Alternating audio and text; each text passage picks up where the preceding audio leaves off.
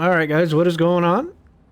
Back, it's been a while since I posted a video, but we just did a NARC rookie race to kind of try and help out some of the rookie drivers in the SSR league. So, um, we, myself, Greg, and Bruce, and Weigel, we all go to the tail here to start the feature. And it's a little messy at the beginning, but we do get a pretty good green flag run. And the whole reason I want to put this video together, mainly for these guys in this rookie league, so they have something to go back and watch.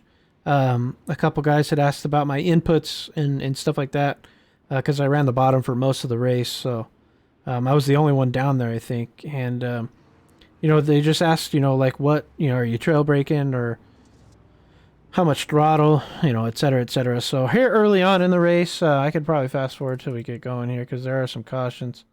We just run kind of the outside here, obviously wide open, avoid some wrecks, and there's some cautions till we get about to lap 10, and then we get a nice run. Most of this early stuff is just running around the top, so I'll try and get through it as quickly as possible, but early on here, I think my wing's probably on -2, maybe -3, to just to account for the fuel and help the car stay a little straighter.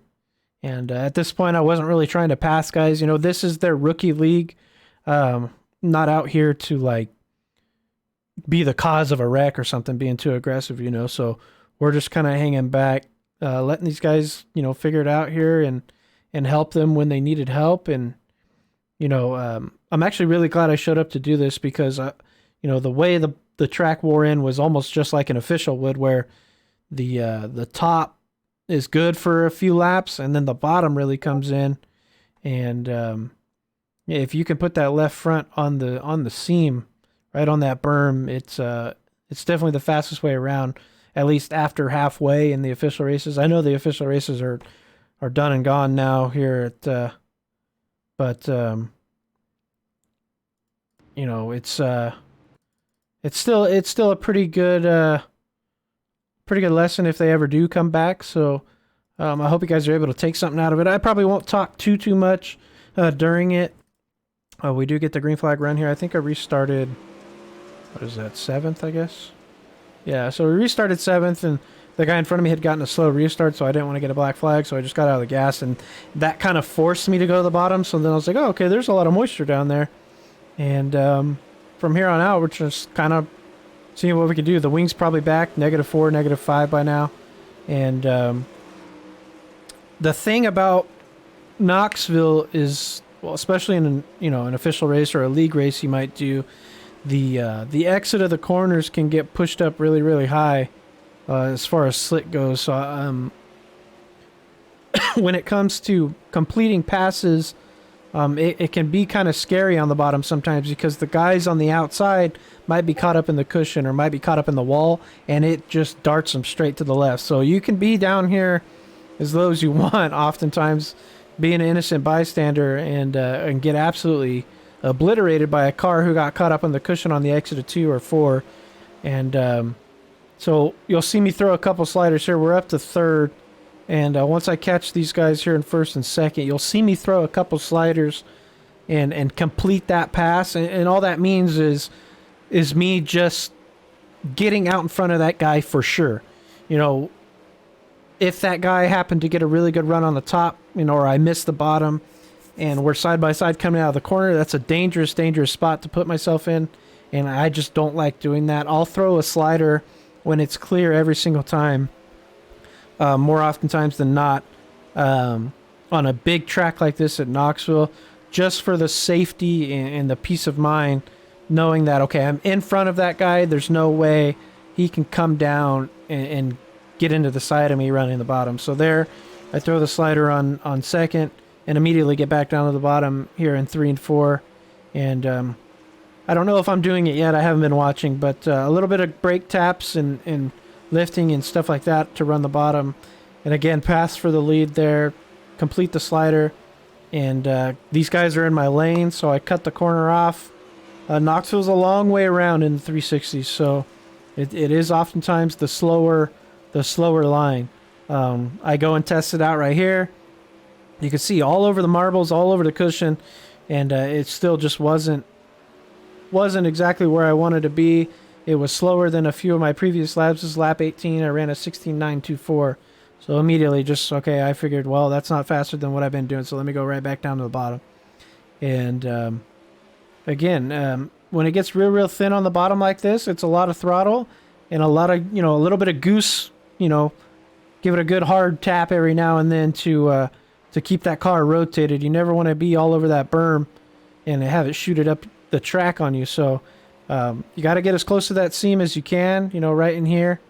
And but you never want to be all over it. Kind of, if you guys been watching the Tulsa Shootout, those guys are able to run right over the berm, it seems like. Can't really do that on iRacing. It'll push you up the track and it'll really kill your lap time, because then you get stuck in the slick. So you can keep it right on that seam like that every time. I mean, that's the ticket.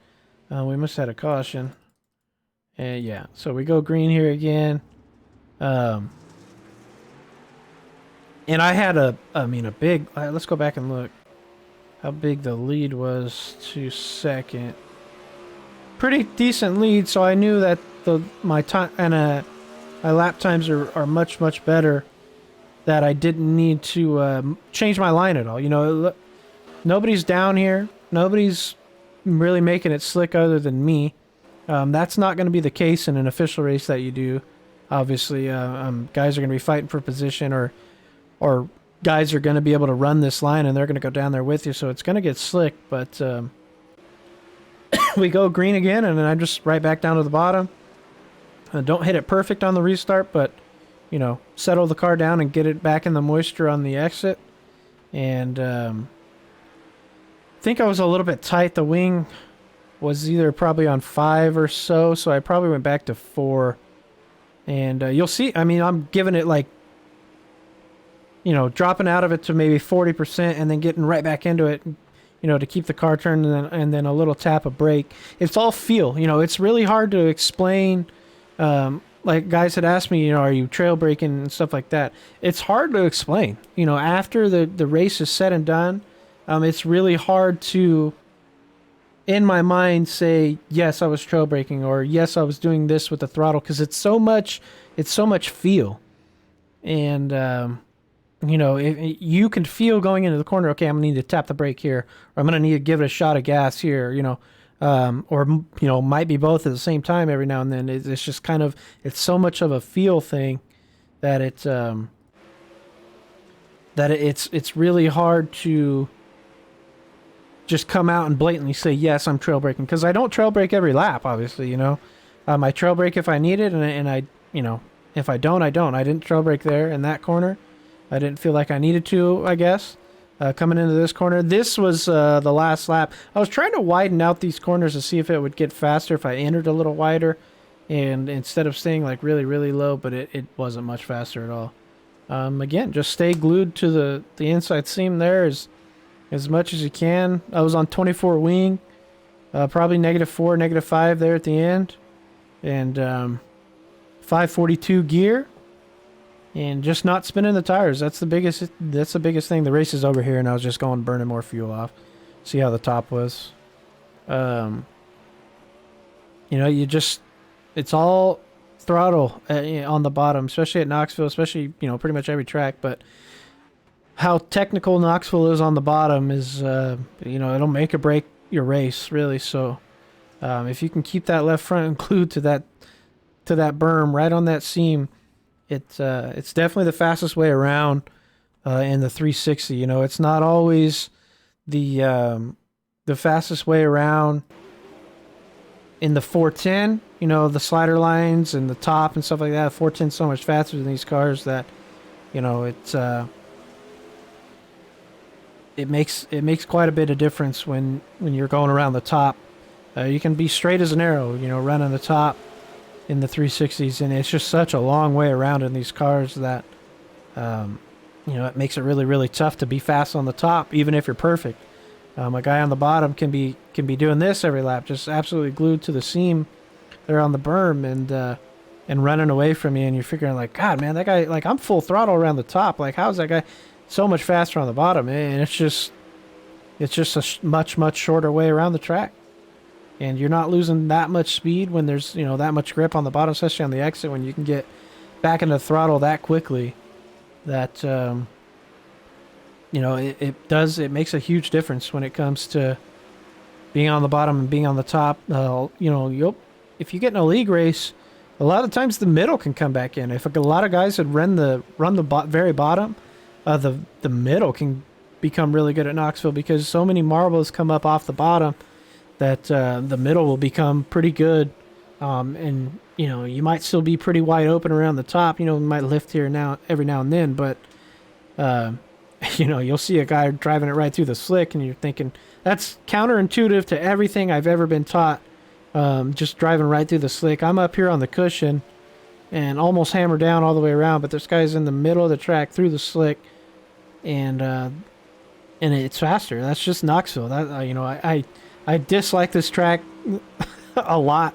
I told you guys that a couple months ago when we talked about pro race, but yeah, it's just that type of track. It's so big, it's so flat that you don't really have the banking like you do on an Eldora that keeps the top so dominant, even when there's not very much moisture anywhere else. That it, you know, you don't have that much speed coming down off the banking. So this big wide open flat track around the top isn't faster than the bottom more times than not. So if you can master running the bottom, you're going to beat a lot of guys here. Takes a lot of time to practice it. I got really lucky in this race, honestly. Like I've not many guys were running the bottom, and I've never ran the bottom that good for 25 laps, or what, I guess 15 laps technically, because I didn't really go down there till lap 10, but I've never ran it that good before in my life. So just a lot of throttle and a lot of braking if you need it. It's all feel, man. There's no one right way to do it. It's every corner. If you get the entry right, you might not need to brake. You might not need to lift that much.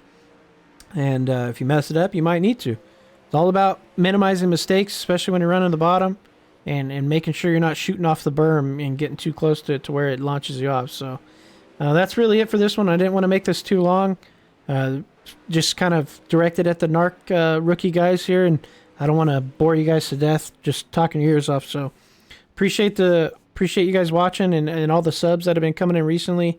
Sorry I haven't been posting very much, but we've had like so many off weeks for the pro season, and I haven't been worth a damn at all. So not many of those videos to even go over. So yeah, it's just appreciate you guys letting me come out and run this with you, and you know, I hope this helps you in more ways than not. I hope I was able to explain it, you know, as best as I can. I'm not the best teacher, it seems, you know, in my head. So I hope putting the inputs on here was helpful for you guys. So again, thanks for watching, and we'll catch you guys later.